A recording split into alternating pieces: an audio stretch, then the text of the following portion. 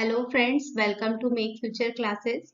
तो हमने इस नई सीरीज के द्वारा हमने करंट अफेयर्स को कवर करने के लिए एक इनिशिएटिव शुरू किया है। तो आइए हम आज से रोज करंट अफेयर्स को पढ़ेंगे, जिसमें हम पिक्टोरियल मेमोरी के थ्रू इन करंट अफेयर्स को याद रखने की कोशिश करेंगे। तो आइए फिर हम शुरू करते हैं।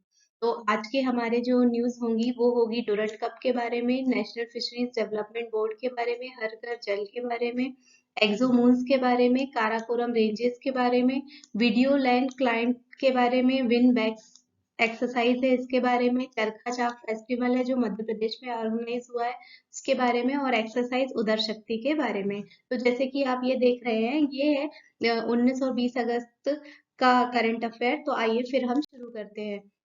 जैसे कि आप देख रहे हैं कि हमने ये जो स्लाइड है इस फॉर्म में बनाई है कि आप इसे एज अ पीडीएफ कंजर्व करके रिवीजन के लिए नोट्स को प्रिपेयर कर सकते हैं। तो आप बढ़िया से ये पिक्टोरियल मेमोरी को चेक करिए और अपना जो नोट्स है उनको अपडेट कर लीजिए। तो इसका पीडीएफ हम अपने टेलीग्राम चैनल में अपलोड कर देंगे, जिसकी डिस्क्रिप्शन लिंक वीडियो के नीचे होगी। तो आइए शुरू करते हैं। तो डूरंड कप, जैसे कि हम जानते हैं कि the first ever Durand cup match in Manipur was held. Manipur में पहली बार डूरंड कप खेला गया है। तो डूरंड कप के बारे में देख सकते हैं कि डूरंड कप जो है ये एनुअल है, यानी कि वार्षिक है, हर साल खेला जाता है। डोमेस्टिक फुटबॉल टूर्नामेंट है, organised in India every year, हमेशा इंडिया में ही ऑर्गेनाइज होता है। ये जो है इसका नाम रखा गया था, फाउंडर जो थे इसके सर हेनरी मॉर्टिमर डूरंड, एक फॉरेन सेक्रेटरी थे ब्रिटिश इंडिया के, उनने इसकी फाउंडेशन को रखा था, जिसके बाद से ये हर साल खेला जा रहा है। तो जो पहला कंपटीशन था वो 1888 में हुआ था।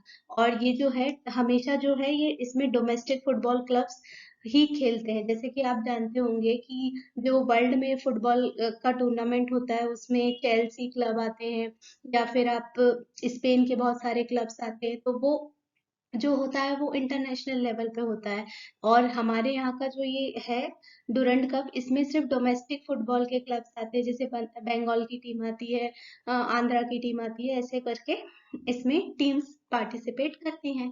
तो इंडिया ओल्डेस्ट फुटबॉल क्लब है। एक्चुअली क्या है कि जब शुरुआत में ब्रिटिशर्स थे यहाँ पे, तो उन्होंने ही बहुत सारे टूर्नामेंट्स को शुरू करवाया था, जिसमें से एक है। तो ये हमेशा इंडिया का सबसे ओल्डेस्ट क्लब फुटबॉल टूर्नामेंट है और वर्ल्ड का थर्ड ओल्डेस्ट है। जैसे कि आप डेट से ही समझ रहे होंगे, 1888 बहुत ही पुरानी डेट है। तो वर्ल्ड का थर्ड ओल्डेस्ट फुटबॉल टूर्नामेंट है, ऑर्गेनाइज्ड एनुअली ऑर्गेनाइज होता है। ये आपको हमेशा याद रखना है, अगर आप किसी भी एग्जाम के लिए प्रिपेयर कर रहे हैं तो वो यहीं पर हमारे क्वेश्चंस को फंसाते हैं, यानी कि यहीं से हमारे गलत होने की संभावना होती है कि ये डूरंड कप किससे संबंधित है। तो सबसे पहले फुटबॉल से संबंधित है, फिर उसके बाद ये कब से चालू हुआ, 1888 से चालू हुआ, फिर इसके बाद ये कैसे खेला जाता है, मतलब कब कब खेला जाता है। तो ये एनुअली खेला जाता है, साल में एक बार खेला जाता है, by the Durand football tournament society, Durand football tournament society और ऑल इंडिया फुटबॉल फेडरेशन, ये दोनों मिलकर इसे ऑर्गेनाइज कराते हैं। तो ये जरूर से याद रखिए कि ऑल इंडिया फुटबॉल फेडरेशन और डूरंड फुटबॉल टूर्नामेंट सोसाइटी, इन दो नामों को आपको हमेशा याद रखना है जब भी आप डूरंड कप को देखेंगे। तो आइए हम आगे देखते हैं। तो आगे है नेशनल फिशरीज डेवलपमेंट बोर्ड। जो हम जानते हैं कि हमारा जो फिशरीज का डिपार्टमेंट है उसमें एक पहले एक बोर्ड बनता है, फिर उसके बाद उसका डिपार्टमेंट होता है, फिर सेपरेट मिनिस्ट्री होती है। इस तरह से इसकी हायरार्की बनती चली जाती है, यदि वो जो डिपार्टमेंट है या वो जो सेक्टर है वो बहुत इकोनॉमिकली अच्छा होता है। तो पहले तो हम ये देखते हैं कि नेशनल फिशरीज डेवलपमेंट बोर्ड जो है वो क्यों न्यूज में है। तो नेशनल फिशरीज डेवलपमेंट बोर्ड ने क्या किया है, 9th गवर्निंग बॉडी की मीटिंग ऑर्गेनाइज की है न्यू दिल्ली में। कौन सी वाली मीटिंग है, 9वीं गवर्निंग बॉडी की, कहाँ पे ऑर्गेनाइज हुई है, न्यू दिल्ली में। ये आपको याद रखना है। अब इनके फंक्शंस क्या है, बेसिकली न्यूज इतनी इंपॉर्टेंट नहीं है जितना इसका काम है कि ये नेशनल फिशरीज डेवलपमेंट बोर्ड जो है वो क्या है। तो इसके फंक्शंस क्या हैं, to unleash the potential of fisheries sector in inland, यानी कि जैसे कि आपका जो पानी का क्षेत्र होता है, मैं इसको दूसरे पेन से बनाती हूँ। जैसे कि ये आपका जो वाटर बॉडी है, जैसे कि मान लीजिए ये वाटर बॉडी है, तो इसमें क्या है, यदि ये कहीं से भी समुंदर से गहरी नहीं है, यहाँ पे लैंड है और ये वाटर बॉडी है, तो इसे हम क्या कहेंगे, इनलैंड वाटर बॉडी। और मरीन किसे कहेंगे, जब ये, जैसे कि हमारा इंडिया है तो इसके आसपास जो समुद्र से घिरा हुआ कोई वाटर बॉडी होगा तो उसे हम मरीन कहेंगे। तो ये क्या करता है, नेशनल फिशरीज डेवलपमेंट बोर्ड, ये करता है जो फिशरी का सेक्टर है हमारे यहाँ, उसके जो पोटेंशियल है उसको और बढ़ाता है और अच्छा करता है, इनलैंड के लिए, मरीन के लिए। और फिश कल्चर, कैप्चर, प्रोसेसिंग और उसकी मार्केटिंग, इन सब को एक अच्छा एक्सेलरेशन प्रोवाइड करता है, यानी कि इन सब सेक्टर्स में जो फिश कल्चर है उसको बढ़ावा देता है, उसकी ग्रोथ को बढ़ावा देता है फिशरी सेक्टर। और फिशरी सेक्टर जो है उसमें मॉडर्न टूल्स को अप्लाई करता है, रिसर्च एंड डेवलपमेंट को प्रोत्साहित करता है। तो इस तरह से जो नेशनल फिशरीज डेवलपमेंट बोर्ड है, ये इतने सारे फंक्शंस को करता है। उसके बाद ये, अब ये तो ठीक है, इसके बाद अगला क्वेश्चन का मटेरियल क्या होगा कि ये कैसे बना, कब बना, किसने बनाया। तो by ministry of agriculture and farmers welfare इसने उसे बनाया है, 2006 में बनाया है, और इसका हेडक्वार्टर हैदराबाद में। तो ये आपके 3 क्वेश्चन यहाँ से तैयार हो जाते हैं कि इसके फंक्शंस क्या हैं, इसे बनाया किसने, और इसके बाद ये कब बना था, उसके बाद इसका हेडक्वार्टर कहाँ है। तो ये 4 क्वेश्चन जो हैं आपको यहाँ से तैयार होते हैं नेशनल फिशरीज डेवलपमेंट बोर्ड के बारे में। तो आइए फिर हम आगे देखते हैं। अब ये जो है, हर घर जल, जल जीवन मिशन और जल शक्ति अभियान, इन तीनों को हम साथ में पढ़ रहे हैं ताकि कोई कंफ्यूजन ना क्रिएट हो। तो सबसे पहले जो न्यूज है वो हर घर जल के बारे में आई है। जो हर घर जल है, Goa become the first state to achieve Har Ghar Jal certification. जो सबसे पहला स्टेट कौन सा है, गोवा है, जिसने हर घर जल का सर्टिफिकेशन अचीव किया। ये एक बहुत इंपॉर्टेंट न्यूज है कि हर घर जल जो मिशन है उसमें फर्स्ट कौन आया है, गोवा। फिर उसके बाद जो यूटीज हैं उनमें फर्स्ट कौन है, Dadra Nagar Haveli and Daman and Diu. अब आप जानते हैं कि इनके मर्जर के बाद ये एक ही यूटी है, तो दादरा नागर हवेली और दमन एंड दीव जो है, इसको फर्स्ट यूटी है जो हर घर जल में इसने अपने प्रोजेक्ट्स को कंप्लीट किया है, और हर घर जल मिशन में ये फर्स्ट आए हैं। तो आपको याद रखना है गोवा, और फिर दादर एंड नागर हवेली। फिर ऑन 15 अगस्त, अब हर घर जल के बारे में जान लेते हैं कि 15 अगस्त 2019, जैसे कि अभी हाल ही में 15 अगस्त गई थी 2022 की, तो वही जो 15 अगस्त 2019 की थी उसमें प्रधानमंत्री श्री नरेंद्र मोदी जी ने अनाउंस किया था जल जीवन मिशन को, to bring tap water connections to every rural households of the country by 2024। Actually क्या है, ये जो हर घर जल है ये भाग है किसका, जल जीवन मिशन का, जिसमें क्या था कि 2024 तक प्रधानमंत्री जी द्वारा सारे रूरल, आप ये याद रखेंगे कि रूरल की बात हो रही है, रूरल हाउस होल्ड को वाटर कनेक्शन प्रोवाइड करना था, टैप वाटर कनेक्शन। उसके बाद अब जल जीवन मिशन की बात हुई है तो जल जीवन मिशन को देख लेते हैं। जो जल जीवन मिशन है वो जो है ये बनाया ही इसलिए गया था ताकि वो provide safe and adequate drinking water through individual household tap connections by 2024। ये हमने अभी देखा। इसमें बस याद रखने की बात ये है कि ये रूरल इंडिया के लिए है। अब ये रूरल इंडिया के लिए है, तो इसके बाद एक होगा जो जो अर्बन इंडिया के लिए होगा, तो उसे आपको कमेंट करके बताना है कि जल जीवन मिशन जब रूरल इंडिया के लिए है तो अर्बन इंडिया के लिए क्या होगा। उसके बाद जल शक्ति अभियान को देखते हैं। The groundwater exploitation has been too big to ignore, which is why the government launched the Jal Shakti Abhiyan in 2019। जो ग्राउंड वाटर का एक्सप्लॉइटेशन था, जैसे कि हम जानते हैं कि भूमि का जो जल है वो हमने इतना ज्यादा एक्सप्लॉइट कर दिया है कि अब वो भी खत्म होने की कगार पे आ गया है। तो आपको क्या करना है, आपको और हमें मिलकर ग्राउंड वाटर को बचाना है। तो ग्राउंड वाटर को बचाने के लिए जल शक्ति अभियान को शुरू किया गया था, जिसको 2019 में चालू किया गया था। फिर इसका मेन फोकस क्या है, water conservation. Obviously ground water को आप अगर बचाएंगे तो पहले उसका आप क्या कर रहे हैं, वाटर कंजर्वेशन कर रहे हैं, ग्राउंड वाटर को रिचार्ज करेंगे। कैसे करेंगे, आप रेन शेड मैनेजमेंट करेंगे, रेन वाटर को हार्वेस्ट करेंगे, उस तरह से आप ग्राउंड वाटर को रिचार्ज कर पाएंगे।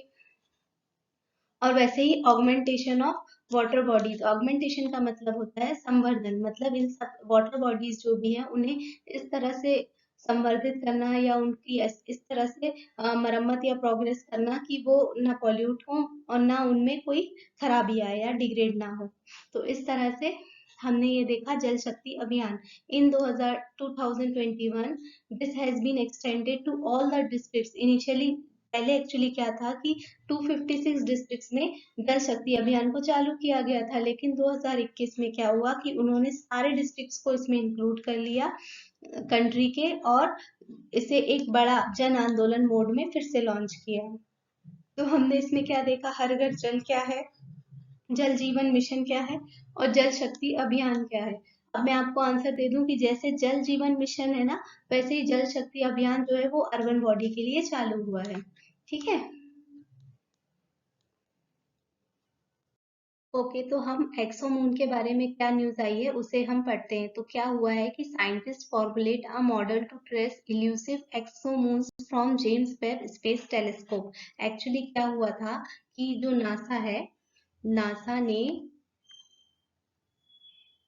मेरा पैन काम नहीं, एक्चुअली क्या हुआ था, नासा ने एक स्पेस टेलीस्कोप भेजा था, वो था हबल टेलीस्कोप। और हबल टेलीस्कोप का जो टाइम था वो कंप्लीट हो गया था। हबल टेलीस्कोप का जो टाइम पीरियड था वो कंप्लीट हो गया था। तो उसकी जगह उन्होंने भेजा जेम्स वेब स्पेस टेलीस्कोप को। किसे? जेम्स वेब स्पेस टेलीस्कोप को।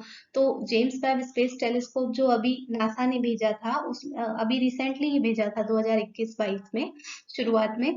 तो उसने जो डेटा हमें मिला है, मतलब हमारे साइंटिस्ट को मिला है, कहाँ के साइंटिस्ट को, Indian institute of astrophysics Bangalore के साइंटिस्ट को जो डेटा मिला है, उन्होंने उसमें डिटेक्ट किया है कि कुछ हैबिटेबल एक्सोम्यून्स फ्यूचर में देखे जा सकते हैं। मतलब कि जो एक्सोमून्स हैं, पहले तो आप समझ लीजिए कि एक्सोप्लैनेट्स क्या होते हैं। एक्चुअली क्या है कि जो एक्सोमून्स हैं, exomoons are the moons orbiting exoplanets. मतलब जैसे कि हमारी पृथ्वी अर्थ है, उसका एक मून है, चंद्रमा है, वो उससे ऑर्बिट करता है, यानी कि उसके चारों तरफ परिक्रमा करता है। वैसे ही कोई एक्सोप्लैनेट होता है। एक्सोप्लैनेट मतलब जो हमारे सन या और हमारे सोलर सिस्टम से बाहर का प्लेनेट होता है, एक्सोप्लैनेट होता है। उसका जो चंद्रमा होगा और जो उसे ऑर्बिट कर रहा होगा, उसे हम क्या कहेंगे? एक्सोमून, जिसके बारे में हम पढ़ रहे हैं। तो हमारे जो Bangalore Indian institute of astrophysics Bangalore के साइंटिस्ट हैं, उन्होंने ये फाइंड किया है कि जो फ्यूचर में इन एक्सोमून्स में हैबिटेबल, ये हैबिटेट बनाने के लिए अच्छा अच्छे वो हो सकते हैं, जगह हो सकते हैं। मतलब क्या हुआ कि जिस तरह से हम पृथ्वी को खराब कर रहे हैं, उस तरह से हमें जल्द ही किसी ना किसी डिजास्टर से बचने के लिए शायद एक्सोप्लैनेट में शिफ्ट होना पड़े, या फिर जैसे कि आप देख रहे हैं कि अभी स्पेस टूरिज्म का बहुत ज्यादा कंसेप्ट चल रहा है, तो लोग कुछ दिनों के लिए यहाँ छुट्टियां मनाने जा सकते हैं या यहाँ पर घूमने जा सकते हैं। तो ऐसी जगहों के को पहले हैबिटेबल बनाना पड़ेगा। कैसे? मतलब कि यहाँ पर किस तरह से ह्यूमन सेटलमेंट पॉसिबल होगा, उसे देखना पड़ेगा। तो इस तरह से उन्होंने ये इस बात को की पुष्टि की है कि ये जो एक्सोमून्स हैं, उन पर फ्यूचर में हैबिटेट बनाया जा सकता है। ये हमारे साइंटिस्ट हैं जिन्होंने जेम्स वेब स्पेस टेलीस्कोप के डेटा से ये पुष्टि की है। तो हमारे लिए इम्पोर्टेंट टॉपिक ऑफ कंसर्न हो गया जेम्स वेब स्पेस टेलीस्कोप, जो कि मैंने आपको बताया हबल टेलीस्कोप की जगह पर गया है। यानी कि जो हबल टेलीस्कोप आज तक जो काम कर रहा था नासा के लिए, अब वो काम जेम्स वेब स्पेस टेलीस्कोप करेगा। अब जब हमने देखा कि एक्सोप्लैनेट्स की बात हुई, तो आइए हम थोड़ा एक्सोप्लैनेट्स के बारे में समझ लेते हैं। एक तो मैंने आपको बताया कि जो एक्सोप्लैनेट्स होते हैं, ये हमारे जो सोलर सिस्टम है, जिसमें अर्थ, मून और मरकरी, वीनस जैसे प्लैनेट्स हैं, इनकी रेंज के बाहर होते हैं, मतलब कहीं बाहर होंगे। और उनका फिर जो सिस्टम होगा, पहले उनका एक स्टार होगा जिसकी वो परिक्रमा कर रहे होंगे, जिन्हें हम एक्सोप्लैनेट कहेंगे। फिर उनका कोई मून होगा जो उन एक्सोप्लैनेट की परिक्रमा कर रहा होगा। तो एक्सोप्लैनेट क्या हुए? Exoplanets are the planets orbiting stars other than our sun. मैंने अभी बताया कि जो हमारा सन है, उसके अलावा जिस जो प्लैनेट्स उसकी परिक्रमा, मतलब हमारे सन के जो सोलर सिस्टम है उसके बाहर कोई स्टार है और उसकी परिक्रमा करने वाले जो प्लैनेट्स हैं उसे हम एक्सो प्लैनेट कहेंगे, और उन्हीं एक्सो प्लैनेट की परिक्रमा करने वालों को क्या कहेंगे, उनके मून, यानी कि एक्सो मून्स। तो जो एक्सो प्लैनेट्स हैं वो हैं किसी और स्टार की परिक्रमा करने वाले प्लैनेट्स, और जो फर्स्ट एक्सो प्लैनेट था वो डिस्कवर किया गया था मिड 1990s में, मतलब जो 1990s का समय था उसके मिडिल सेंचुरी में पहला एक्सोप्लैनेट जो है वो देखा गया था, और अभी तक कितने 5,000 से भी ज्यादा एक्सोप्लैनेट्स के बारे में हम आज जानते हैं। तो ये है एक्सोमून्स के बारे में। तो आइए हम आगे देखते हैं काराकोरम के बारे में। तो जो काराकोरम रेंजेस हैं ये क्यों अभी न्यूज का टॉपिक बनी हुई है, एक्चुअली क्या हुआ है कि जो चाइना है हमारा पड़ोसी, उसने टेस्ट किया है, क्या टेस्ट किया है, एक air defence system near the Indian border के करीब में एक एयर डिफेंस सिस्टम को टेस्ट किया है इन द काराकोरम प्लेट्यू। तो हम इससे हमारा सबसे इम्पोर्टेंट टॉपिक ऑफ कंसर्न क्या बना, जो एग्जाम का मटेरियल बन सकता है कि काराकोरम प्लेट्यू कहाँ है। तो जैसे कि आप ये इंडिया का मैप देख रहे हैं, तो इंडिया के जो सबसे टॉप मोस्ट एरिया है ना वहां पर है काराकोरम रेंज, यानी कि ये पहाड़ियों का रेंज है जिसमें सबसे पहले काराकोरम आती है हमारी इंडियन बॉर्डर में। उसके आसपास अगर देखें तो जैसे कि आप देख रहे हैं कि यहाँ पे है पामीर नॉट, ये पामीर नॉट दिखाई दे रही होगी आपको, जिसमें हिंदू कुश, कुनलुन, ये दो माउंटेन्स निकलते हैं, और उसी नॉट से ये काराकोरम और हिमालयन रेंज निकलती है। तो जो हमारे ट्रांस हिमालय, मतलब जो हमारे मेन हिमालय के जो है ग्रेट हिमालय, मिडिल हिमालय और शिवालिक रेंज, उनके जो बियॉन्ड है उन्हें हम कहते हैं ट्रांस हिमालयन रेंज। क्या कहते हैं हम, ट्रांस हिमालयन रेंज। तो ट्रांस हिमालयन में होते हैं काराकोरम, लद्दाख और जास्कर रेंज, ये तीन रेंज जो होती हैं ये हमारे ट्रांस हिमालयन रेंज का एरिया होती हैं। तो आइए हम इसे देखते हैं अच्छे से कि ये जो है, यहाँ पे आप देख रहे होंगे काराकोरम रेंज को, फिर इसके बाद है जास्कर रेंज, और फिर यहाँ पे आती है एक लद्दाख रेंज। काराकोरम, लद्दाख और जास्कर, तो यहाँ पे है लद्दाख रेंज, ये काराकोरम, ये लद्दाख और ये जास्कर। और इसी के आगे जो चाइना वाले रीजन में कैलाश रेंज बनती है। तो ये सब हमारे जो है ट्रांस हिमालय का भाग है। इसके बाद हमारा ग्रेट हिमालय, मिडिल हिमालय और शिवालिक रेंजेस आती हैं। उसके बाद हमारा गंगा यमुना का मैदान आता है। इस तरह से हमारे भारत की फिजियोग्राफी को देखने को हमें मिलता है। तो हमारी न्यूज क्या थी कि जो काराकोरम रेंज है उसमें रिसेंटली क्या हुआ, चाइना ने टेस्ट किया है किसे, एक इंडियन बॉर्डर पर एक एयर डिफेंस सिस्टम को, किसे, एक एयर डिफेंस सिस्टम को। फिर China tested a short range surface to air defence missile, उन्होंने क्या short range surface to air defence missile को टेस्ट किया है काराकोरम प्लेट्यू रीजन पे near the Indian border in a high altitude region above 4500 metre. तो it is a new type of HQ-17A। आप ये याद रखिए कि HQ-17A पे डायरेक्ट क्वेश्चन बन सकता है कि ये क्या है, तो आपको लगाना है ये एक air defence system, missile system है। सबसे पहले क्या, एक मिसाइल है, फिर surface to air defence missile है। तो आपको ये हमेशा याद रखना है कि जो भी इस तरह से मिसाइल्स के नाम या नंबर्स या कोड आते हैं वो हमेशा क्वेश्चन का पार्ट बनते हैं कि ये क्या है। तो आपको ये याद रखना है कि HQ-17A जो है सबसे पहले तो एक मिसाइल है, फिर short range surface to air missile है, और ये डिफेंस सिस्टम का भाग है, यानी कि एक मिसाइल होती है जो हमला करने के लिए होती है, और दूसरी एक जो होती है ये डिफेंस सिस्टम होता है जिसमें, जिसे हम अपनी ही बाउंड्री में लगाते हैं कि जैसे ही कोई हमला करने वाली मिसाइल हम तक आ रही होगी तो ये काउंटर मिसाइल जो होती है ये जाकर उसे डिस्ट्रॉय कर देती है, ताकि ये हमारे जो हैबिटेबल एरिया है उसको इफेक्ट ना करे।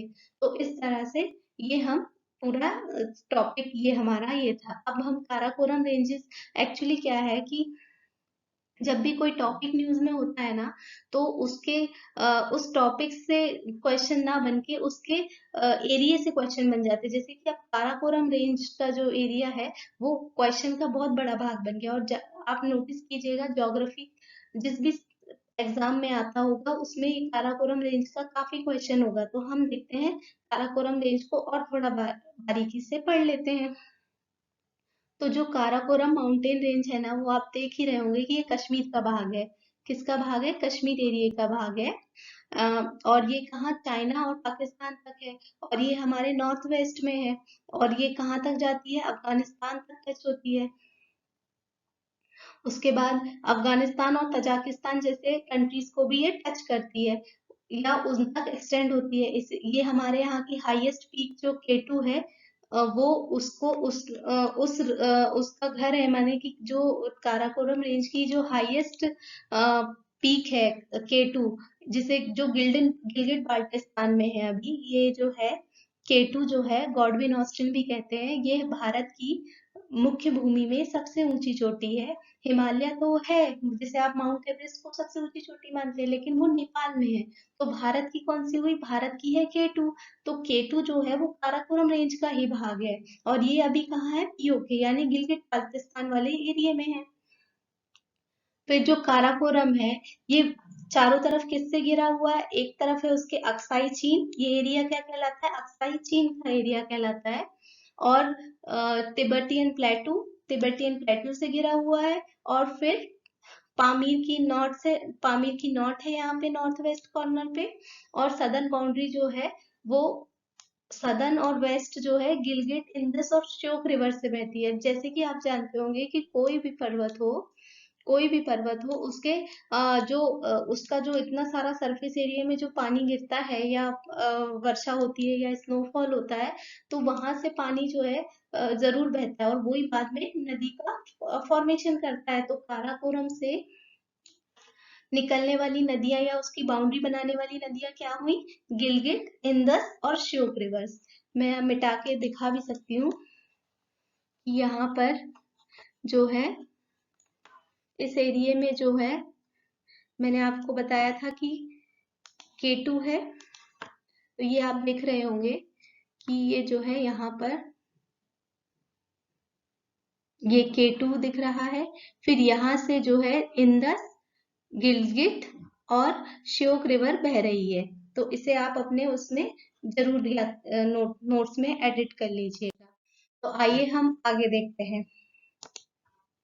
तो द वेबसाइट जो है, एक वेबसाइट है वीडियो लैंड क्लाइंट।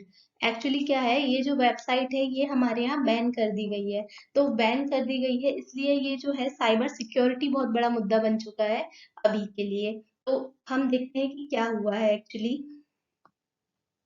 तो क्या हुआ है कि popular media players in India since 90, जो ये वेबसाइट है वीडियो क्लाइंट, जो वीडियो लैंड क्लाइंट, ये जो वेबसाइट है ये पॉपुलर मीडिया प्लेयर थी सिंस इन इंडिया, मतलब इंडिया में एक पॉपुलर मीडिया प्लेयर था 1990s से। फ्री था और ओपन सोर्स था, and easily integrates with other platforms, streaming services. इस तरह से ये सारी सर्विसेज हमारे देश में प्रोवाइड कर रही थी। लेकिन क्या हुआ कि ministry of electronics and information technology, मिट्टी जिसे कहते हैं, उन्होंने एक नॉट सेटिस्फैक्ट्री रिस्पॉन्स, जो आरटीआई ने पूछा, आरटीआई में किसी ने पूछा था, सिविल सोसाइटी ऑर्गेनाइजेशन ने, कि आपने इनको बैन क्यों किया। तो उन्होंने कोई अच्छा आंसर तो नहीं दिया, लेकिन उन्होंने ये बताया कि इसकी वेबसाइट को हम बैन कर रहे हैं for cyber security reason. Actually क्या हुआ कि the lack of information from the government has led to speculation that VLC was banned along with the 54 Chinese applications in February 2022। Actually क्या हुआ था, जैसे कि आप जानते हैं कि फरवरी 2022 में 54 चाइनीज एप्स को बैन किया गया था फॉर सिक्योरिटी इश्यूज। तो उसी के पर्पज से लोग ये जोड़ रहे हैं कि वीडियो लैन क्लाइंट को भी इसी तरह से बैन किया गया होगा। हालांकि ये क्या है कि चाइनीज ऐप नहीं है, लेकिन फिर भी इसे बैन क्यों किया गया है? क्योंकि इसमें कुछ मैलिशियस मालवेयर से संबंधित कुछ चीजें देखने को मिली है। कोई हैकर ग्रुप है सिकाडा, उसने उसने इसको यूज किया है, इस वजह से हमारे यहाँ की जो मिट्टी है उसने इसे बैन कर दिया है। हालांकि वेबसाइट बस बैन हुई है, ऐप बैन नहीं हुई है, लेकिन ये हमारे इतने इम्पोर्टेंट नहीं है जितना इम्पोर्टेंट है कि हमारे यहाँ साइबर सिक्योरिटी से संबंधित लॉज कैसे हैं। तो जो गवर्नमेंट है वो दो तरह से अ, ये सब चीजों को ब्लॉक कर सकती है। कैसे? एक एग्जीक्यूटिव तरीका होता है और एक जुडिशियल तरीका होता है। एग्जीक्यूटिव मतलब क्या होता है कि हमारे यहाँ की जो सरकार गवर्नमेंट जो है वो किसी ऑर्डर को पास करके बंद कर रही हो, तो उसे हम एग्जीक्यूटिव तरीका कहते हैं। तो इसमें क्या है, the government of India get this power from section 69A of information technology act 2000। ये जो सेक्शन है आईटी एक्ट 2000 का, ये बहुत ज्यादा मतलब चर्चा का विषय रहता है हमेशा ही साइबर सिक्योरिटी में। तो ये जो है इसके तहत जो है हमारे यहाँ की जो सरकार है वो ऑर्डर पास करके किसी भी साइट को, किसी वेबसाइट को, किसी ऐप को बंद कर सकती है या उस पर बैन लगा सकती है। वैसे ही जुडिशियल तरीका क्या होता है कि कोर्ट जो है इंडिया की वो direct intermediaries to make content unavailable in India to provide, मतलब डायरेक्ट ऑर्डर पास कर सकती है कि कोई कंटेंट है वो तुरंत अनअवेलेबल कर दिया जाए, यानी कि वहां से हटा दिया जाए। और to provide effective remedies to the victim, जैसे किसी विक्टिम है उसका कोई साइबर लॉ ब्रीच कर दिए जाते हैं या कोई तरह से उसकी इंफॉर्मेशन को लीक कर दिया जाता है, तुरंत जो कोर्ट है उसे ऑर्डर पास कर देती है कि आप ये जो कंटेंट है, ये जो है ये आपत्तिजनक है, इसे आप तुरंत वहां से हटाइए। तो इस तरह से हमने क्या देखा कि जो हमारे यहाँ जो गवर्नमेंट है वो दो तरह से किसी भी साइबर सिक्योरिटी इशू को हैंडल करती है। एक होता है एग्जीक्यूटिव तरीका, एक होता है जुडिशियल तरीका। एग्जीक्यूटिव तरीका जो है वो हमारी सरकार को सेक्शन 69A से मिलता है। तो इसमें क्या होता है कि वो डायरेक्ट उस कंटेंट को वहां से हटाने के लिए ऑर्डर पास कर देती है। तो इससे क्या होता है, जो हमारा आर्टिकल 19 है इंडियन कॉन्स्टिट्यूशन का, आर्टिकल 19,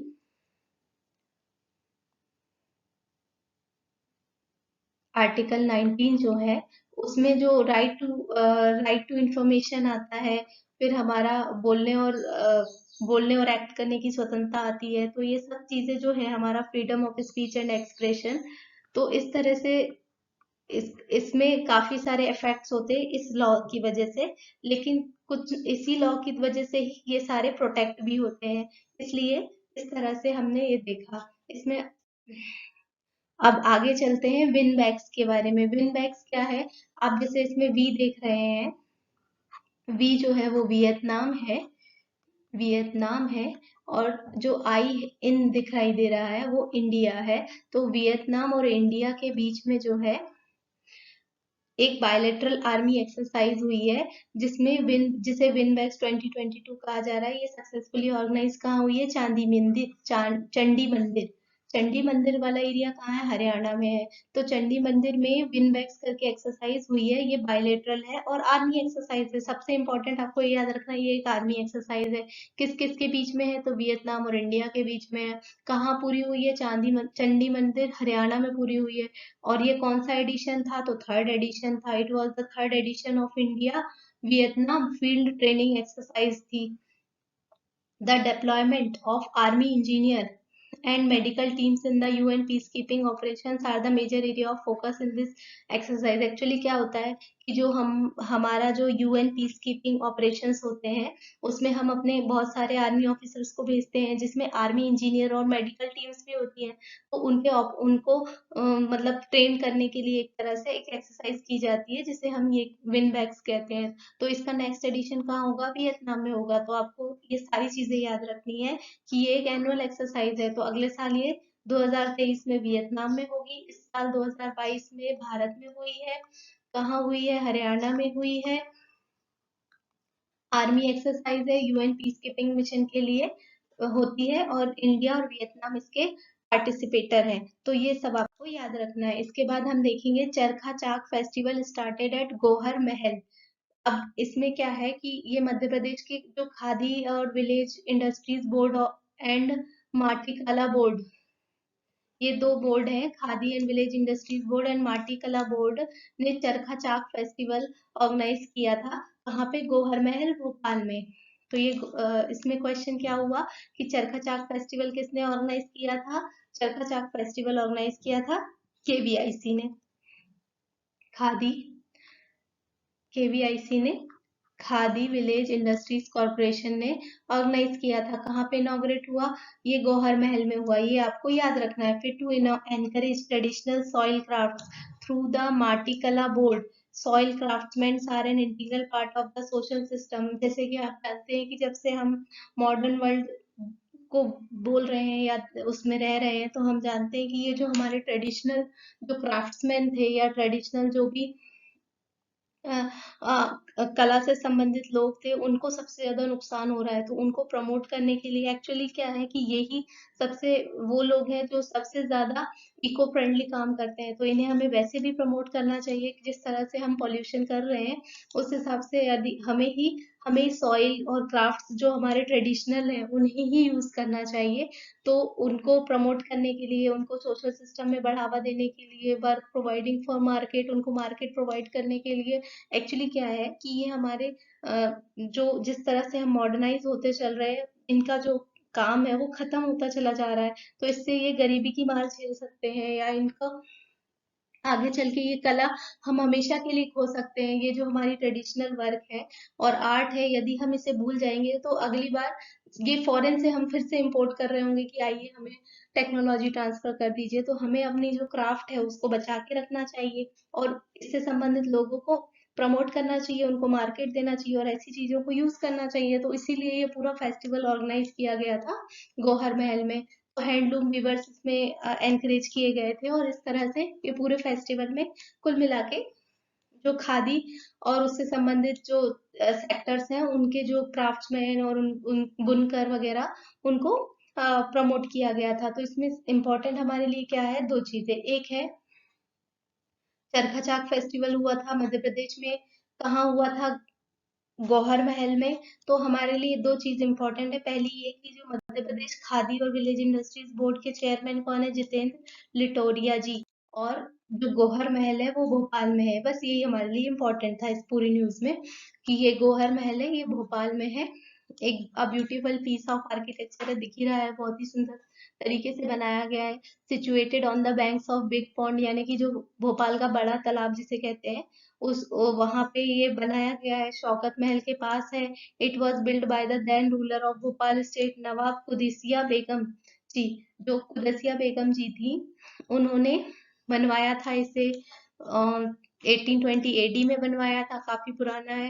फिर the name of Qudsia Begum was also Gauhar, इसलिए इसका नाम गौहर महल रखा गया। फिर इसलिए this palace is known as Gauhar Mahal. This palace is the first palace of the princely state of Bhopal. Bhopal की जो प्रिंसली स्टेट है उसका पहला पैलेस था। स्पेशलिटी क्या है इसमें? Mix Indian and Islamic architecture है।